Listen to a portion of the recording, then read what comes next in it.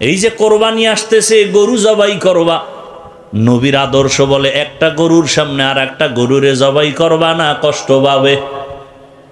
এই আদর্শ আর কেউ শিখাইছে? রসুল ছাড়া। একটা গরুরে শোয়াইয়া দ্রুত ছুরি চালাও, চালাকি করিও না।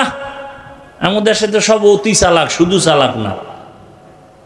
গরুডারে বাইন্দা টাইন্দা নিচে শোয়াই, এরপরে চিঠি দেয় ইমাম সাহেবের হাতে। চিঠি পড়েন, কি 7 জনার নাম পড়েন, বাবার নাম, এলাকার নাম, ওয়ার্ডের নাম, বয়স, পুরা সিডি পড়তে পড়তে গরু আদা মরা।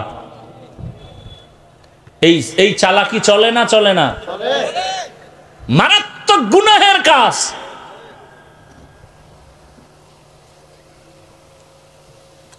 আল্লাহ হেদায়েত দান করুন। আমরা এতটা মানে কি বলবো, বেয়াদবি মাপ চাই, বুঝাবার জন্য বলি। এতটা মাথা নষ্ট আমাদের। ইমাম সাহেবের কইছে, হুজুর শুক্রবার দিন আব্বার জন্য একটু দোয়া করেন। তো ইমাম সাহেব দোয়ার মধ্যে আরো 3-4 জনের নাম কইছে। হ্যার মোনাজাতের ভিতরে মাথা গরম হয়ে গেছে। আমার বাবার দোয়া 4 ভাগ হয়ে গেল।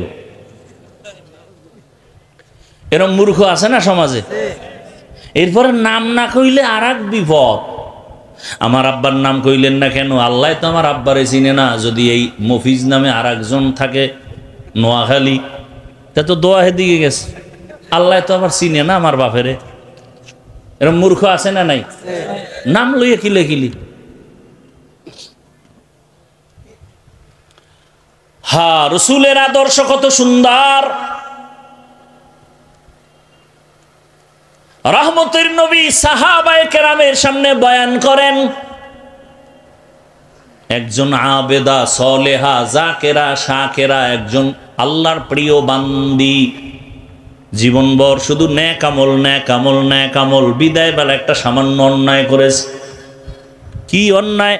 বলে একটা বিড়াল ঘরে আসছে, বিড়াল খাঁচায় আটকায় দিছে, নিজেও খানা দেয় নাই, সাইরাও দেয় নাই, বাইরে গিয়া খাওয়ার সুযোগ পায় নাই।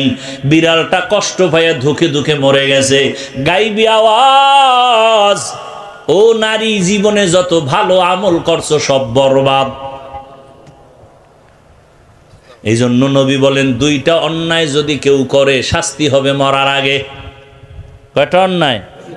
قال رسول الله صلى الله عليه وآله وسلم اثنان يعجلهما الله في الدنيا الباغي وعقوق الوالدين।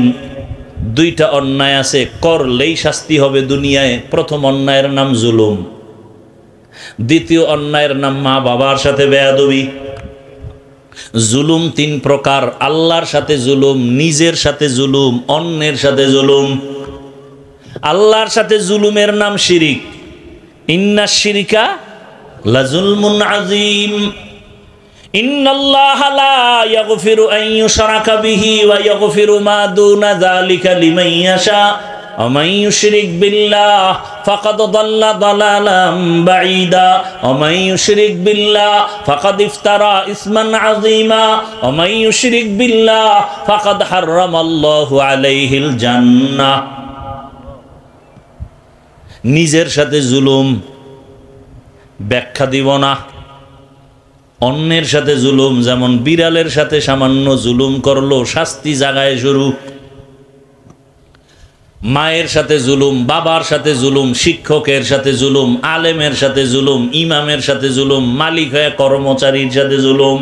বিচার হবে মরার আগে। কিসের আগে? দোকানে দেখবা এত টাকা জুলুম করে কামাই করছো, ফট কইরা দেখবা আগুন লাইগা শেষ। মরার আগে বিচার। ঘরের ছোট ছোট বাচ্চা আছে না আপনাদের, ওদের আমল নামা শুরু হইছে, ওরা গুনাহ করে, অগ কিডনি নষ্ট হয় কেন? সব আপনার আকামের শাস্তি। একটু চিন্তা করেন কথাগুলো। আপনার অবুঝ শিশুর অসুস্থতা আসে কেন? মারাত্মক পাও ভাঙ্গে কেন? ওরে তো ফেরেশতারা পাহারা দেয়, ওর তো কোনো গুনাহ নাই। শাস্তি হবে আপনার, আপনার স্ত্রীর। বাচ্চার হয় কেন? কান ধরে টান দিলে মাথা চলে আসে। আপনার গুনার কারণে আপনার সন্তানের শাস্তি। আল্লাহ আমাকেও মাফ করেন, আপনাদেরকেও মাফ করেন। রহমতের নবী এমন এক সময় আসলেন, মক্কা নগরীর মানুষ মহিলা নারীদের পছন্দ করে না। সারা দুনিয়ার মানুষকে দেখায় দিলেন, শিক্ষা নাও, কেমন মায়ার নবী আমার, এত বড় শক্তিধর আমার নবী। সেই নবীর শক্তি কত, শারীরিক যৌবনের, আবার যদি হয় সেই সময়টা মাত্র 25 বছর বয়স। বুঝেননি কিছু? বিশ্ব নবী যার তুলনা নাই, তার 25 বছর বয়সের যৌবনটা কেমন। সেই সময় রহমতের নবীকে দিয়ে আল্লাহ বিধান কায়েম করলেন। আল্লাহ নবীকে বিবাহের বন্ধনে আবদ্ধ করালেন একজন বৃদ্ধা নারী, তাও রসুলের থেকে অনেক বেশি বয়স, 40 বছর। কয় বছর? শুধু 40 বছর না, আবার তিনি 2 জন স্বামী অতিক্রম করে আসছে। আবার শুধু স্বামী না, তার 2-এর অধিক সন্তানও হয়েছে। নবীর 25 বছরের এই যৌবনে তার কুমারী মেয়ে দরকার, কিন্তু আমার আল্লাহ সারা দুনিয়ার মানুষের জানায় দিলেন, নারীর অধিকার কেউ দেয় নাই, আমি আল্লাহ মুহাম্মদের মাধ্যমে কিয়ামত পর্যন্ত নারীর অধিকার দিয়ে গেলাম। বিধবা নারী পছন্দ করো না, মুহাম্মদের মতো ব্যক্তি, তার ভরা যৌবন 25 বছর, কুমারী কোনো মেয়ে না, 2 জন স্বামী বিদায়ের পরে এক নারী, তাও নবীর থেকে অনেক বেশি বয়স, 40, তাও 2 সন্তান হয়ে গেল। এই সময় নবী তার সাথে বিবাহের বন্ধনে আসলেন। সারা দুনিয়াবাসীকে জানায় দিলেন, সম্মান যদি নারীর দিয়ে থাকে, ইসলাম দিয়েছে, মুহাম্মদ দিয়েছে, আর কেউ দেয় নাই। আসেন এবার কন্যা, এত বড় নবী, এত বড় ব্যক্তি, যেই ব্যক্তিটার জন্য শুধু মানুষ না, জঙ্গলের প্রাণীরাও পাগল, চন্দ্র সূর্য পাগল, নদীর প্রাণী পাগল, সেই নবীকে আল্লাহ একটা ছেলে দেন নাই, 4টা কন্যা। কয় কন্যা? তাও কিন্তু প্রথম স্ত্রী খাদিজা রাদিয়াল্লাহু আনহা থেকে আসছে। 4 কন্যা, কোনো ছেলে নাই। মক্কার বেঈমানেরা ঘুরে আর কয়, মুহাম্মদের কপাল খারাপ। কেন?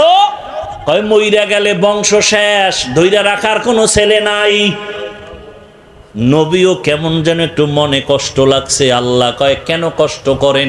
ইন্না আ'তাইনাকাল কাউসার, আমি আপনাকে কাউসার দিয়া কিয়ামত পর্যন্ত আপনার সুনাম রেডি রাখবো। ওই বেঈমানের নাম দুনিয়ার কেউ জানে না, হাদিসে না আসলে আমরা আলেমরাও জানতাম না, কিন্তু মুহাম্মদের সুনাম চলতেছে আকাশে বাতাসে, অল টাইম, কিয়ামত পর্যন্ত চলবে। ওই কন্যার মাধ্যমে নবীর বংশ রক্ষা হলো। ওই সময় কন্যাদের বাবা জ্যান্ত দাফন করেছে লজ্জায়, আর আমার নবী বলেন, আমি 4 কন্যার বাবা, কোনো ছেলে নাই।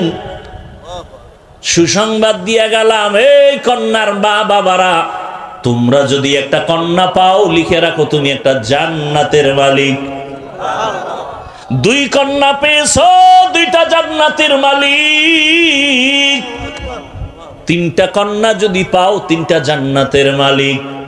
4টা কন্যা যদি পাও, 4টা জান্নাতের মালিক। 10টা ছেলে হইয়া লাভ কি যদি সবগুলো গাঞ্জা খায়? এই কুলাঙ্গারের চেয়ে একটা মাইয়া ভালো।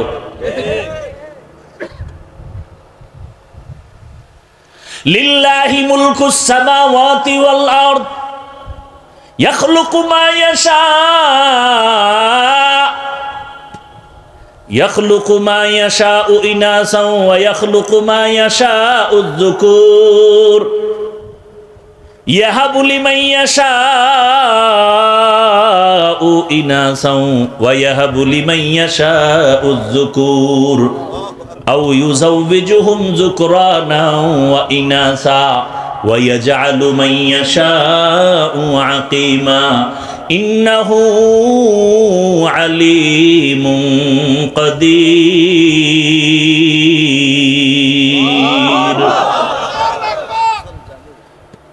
লিল্লাহি মা ফিস সামাওয়াতি ওয়াল আরদ, আসমান জমিনের মালিক কে? আল্লাহ।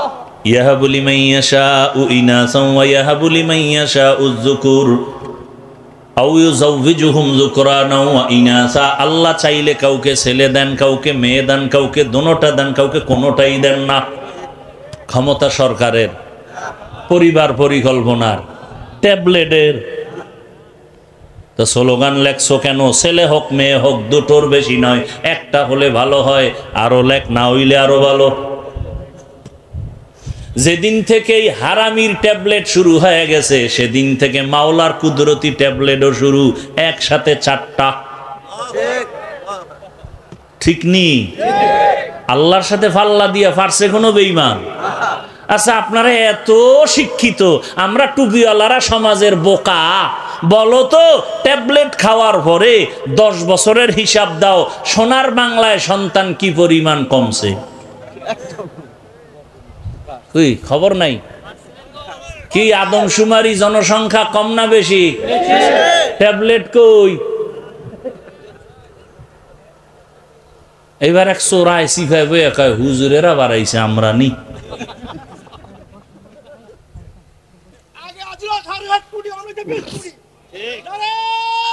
ভাইরা আমার, তো আল্লাহর রসুল বলেন সন্তান আল্লাহ দান করেন, রিজিকেরও ব্যবস্থা কে করেন? লা তাকতুলু আওলাদাকুম খাশিয়াতা ইমলাক নাহনু নারযুকুহুম ওয়া ইয়্যাকুম। এরে আল্লাহর বান্দারা, রিজিকের মালিক আমার আল্লাহ। আল্লাহ পাক নবীর মাধ্যমে দেখায় দিলেন, তোমরা মেয়েদের পছন্দ করো না, কন্যা পছন্দ করো না। আর আমার নবীকে আল্লাহ 4 কন্যা দিয়েছেন, ছেলে দেন নাই। এজন্য ইসলাম ছাড়া নারীর সম্মান কেউ দিতে পারে নাই। যারা বলে ইসলাম নারীর সম্মান অধিকার দেয় নাই, তারা চরিত্রহীন লম্পট। এরা নারীর দুশ্মন, এরা স্বাধীনতার দুশ্মন, এরা ইসলামের দুশ্মন, এরা এই বাংলাদেশের দুশ্মন, এরা আল্লাহর দুশ্মন, এরা মানবতার দুশ্মন। এদের মতো খারাপ চরিত্রহীন জমিনে আর কেউ নাই। যত চালাকি করবা অত বিপদ। নারীর সম্মান প্রত্যেকটা পয়েন্টে পয়েন্টে পয়েন্টে পয়েন্টে পয়েন্টে আল্লাহ বাড়ায় দিছে। আর কোনো পয়েন্ট বাকি নেই যে তুমি বাড়াবা। তুমি পারবা ওটার আরো মুছতে, আরো আঘাত দিতে, আরো আকাম বাজাইয়া নারীর অপমান করতে, আর কিছুই পারবা না, আর কিচ্ছু পারবা না। নারী দুনিয়াতে আসাই মানে বাদশা। মৃত্যু পর্যন্ত বাদশা থাকবে, মরার পরেও বাদশা, কিয়ামতে বিনা হিসাবে জান্নাতে। একটা নারী সন্তান, কন্যা সন্তান ঘরে আসাই মানে রহমতের দরজা খোলা। ওর জীবনে কোনো কাম নাই, ও বাদশার হালাতে খালি খাইবে আর ঘুমাইবার কোনো কাম নাই। কারণ ওরা নবীদের মা, সাহাবীদের মা, হাফেজে কোরআনের মা, আলেমের মা। এজন্য প্রবাদ আছে না, সংসার ধন্য হয় রমণীর গুণে, ধ্বংস হয় নারীর কারণে।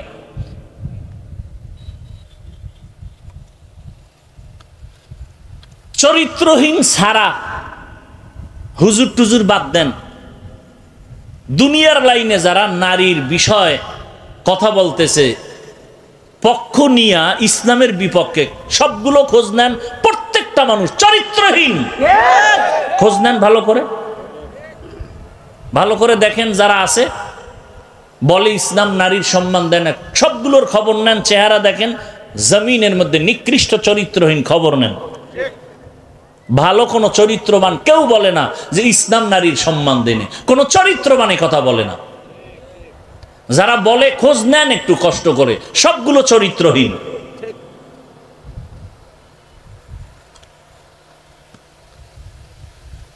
এরে আল্লাহর বান্দারা, গাছ ভালো হলে ফল ভালো হবে। আমি আপনাদের এতক্ষণ বয়ান করে এ কথা কিন্তু আমি একবারও আপনাদের চাপায়া বলি নাই যে আমি টুপিওয়ালা আপনিও টুপি হন, মাথায় পাঁচকল্লি লাগান। আমি কওমি মাদ্রাসার সন্তান, আপনারাও কওমিতে যান, একবারও বলি নাই। আমি পীর সাহেবদের মুরিদ, আমি তাবলিগের লাইনের সন্তান, আপনারাও পীরের কাছে যান, তাবলিগে যান, না হয় ধ্বংস। একবারও বলি নাই, বলবো না। বিদায় বেলা কথাটা বলে যাই, খেয়াল রাখবেন, বিশেষ করে আমার যুবক। স্কুলে পড়ো, কলেজে পড়ো, চাকরি করো, ব্যবসা করো, তোমাকে ধন্যবাদ আমার পক্ষ থেকে। আমি হুজুর বানাইতে আসি নাই, হুজুর হইতেও তোমাকে বলি না, বরং নিষেধ করে গেলাম।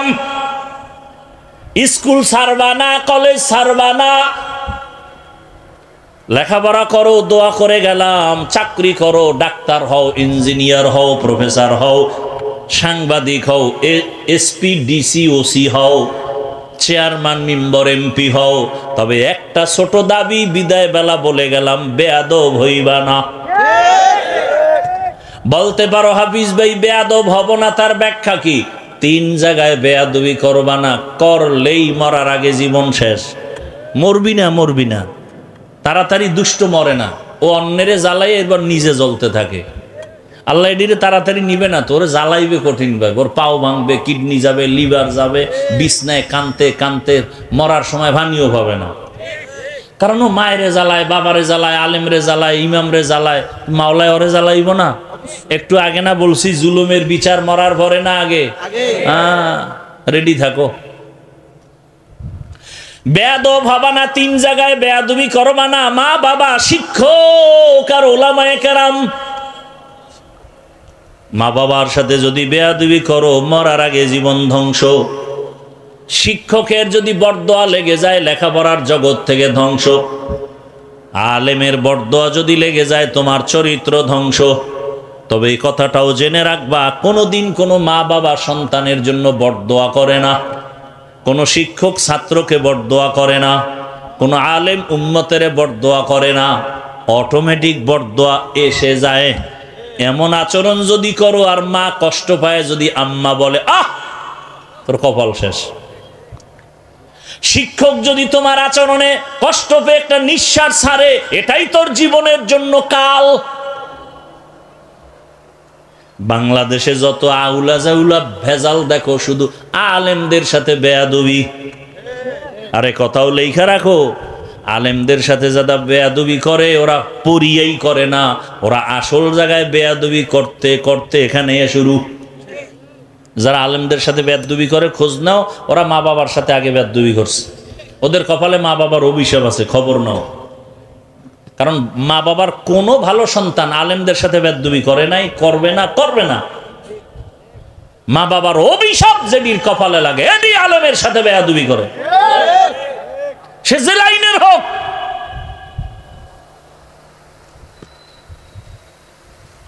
আল্লাহ হেদায়েত দান করুন। ডাক্তার হও, আদবওয়ালা, আদর্শবান, দেখবা শুধু সম্মান এখানে না, পুরা বাংলাদেশের মধ্যে সুনাম অর্জন হবে। দোয়া লাগবে, মা বাবার দোয়া লাগবে, শিক্ষকের দোয়া লাগবে, ওলামায়ে কেরামের, মুরব্বীদের। আল্লাহ সম্মান দিবেন। আর যদি বেয়াদবি করে ডাক্তারও, তাসনিমার মতো জুতা খাইয়া দেশ থেকে পালাতে হবে। এমবিবিএস ডাক্তার, কপাল চিন্তা করতে পারেন? আরে বাঙালি চিন্তা কি করব, খাইবে, ঘুমাইবে, বাথরুম বোঝাই করব, আর কাম নাই। এত বড় এমবিবিএস ডাক্তার, ও বোরকার বিরুদ্ধে বিশাল বয়ান করছে, বোরকার বিরুদ্ধে, অথচ পালাইতে গিয়ে বোরকা পরেই পালাইছে। কেতনা বড় দাজ্জাল। আমাকে বরিশাল বলে, যে যাকে নিন্দে সে তাকে ভিন্দে। এজন্য আমার যুবক বাবারা, ডাক্তার হও, ইঞ্জিনিয়ার হও, প্রফেসর হও, কি হইও না, বেয়াদব হইও না রে বাবা। অনুরোধ করে বলছি, মা বাবার দোয়া নিয়ে সামনে আগাও, শিক্ষকের দোয়া নাও, আলেমদের দোয়া নাও, মায়ের খেদমত করো, মায়ের সাথে বেয়াদবি করবা না, করে থাকলে ক্ষমা চাইয়া নিও তাড়াতাড়ি। আল্লাহর কাছে তওবা করো,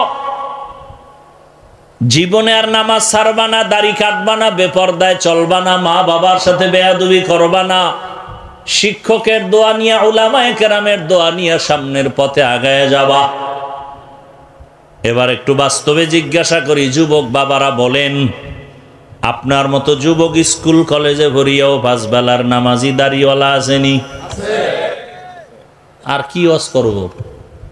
শুধু একটা পয়েন্ট খেয়াল করে আমাকে বলেন তো, আপনি পারেন না কেন? আপনার মতো যুবক রাস্তায় গাড়ি চালায়, ড্রাইভার নামাজি দাড়িওয়ালা নাই? আর ওয়াজের দরকার নাই, এতটুকু কথা ব্রেনে নিয়ে জবাব দেন, আপনি পারেন না কেন? আপনার মতো যুবক নদীর মধ্যে মাছ ধরে, নামাজ পড়ে, কৃষি কাজ করে, নামাজ পড়ে, ডাক্তার, প্রফেসর, ইঞ্জিনিয়ার দাড়িওয়ালা নামাজি, র্যাব, আর্মি, পুলিশ, বিডিআর দাড়িওয়ালা নামাজি আসেনি? আপনি পারেন না কেন? অবশ্যই বলে গেলাম, আপনার কপালে কার জানি বড়দোয়া লাগছে, এখনো সময় আছে, তওবা করেন। বৃদ্ধ বাবাজিরা, আপনার মতো কত বুড়ারা মসজিদে গিয়া নামাজ পড়ে, আপনি কেন পারেন না? পর্দার আড়ালের মা বোনেরা, আপনার মতো কত মা এখনো আছে এই এলাকায়, পর্দা করে নামাজ পড়ে, মোবাইলে সময় নষ্ট করে না, স্বামীর মাল হেফাজত করে, খেয়ানত করে না, আপনি কেন পারবেন না রে মা? এখনো সময় আছে, তওবা করেন। একটা আদর্শবান সন্তানের মা হইয়া কবরে যান। ডাক্তার বানাবেন, বেয়াদব বানাবেন না। সন্তানটাকে ইঞ্জিনিয়ার বানাবেন, বেয়াদব বানাবেন না। আপনাদের কপাল কত ধন্য, আপনারা তো খাদিজা রাদিয়াল্লাহু আনহার মতো নারী, ফাতেমা রাদিয়াল্লাহু আনহার মতো নারী, আয়েশা রাদিয়াল্লাহু আনহার মতো নারী, আপনারা তো খাজা মঈনুদ্দিন চিশতি আজমিরির মায়ের মতো মা। এখনো সময় আছে, তওবা করে নেন। আর বেপর্দায় চলবেন না, নামাজ ছাড়বেন না, আর স্বামীর মাল খেয়ানত করবেন না, মোবাইলে সময় নষ্ট করবেন না।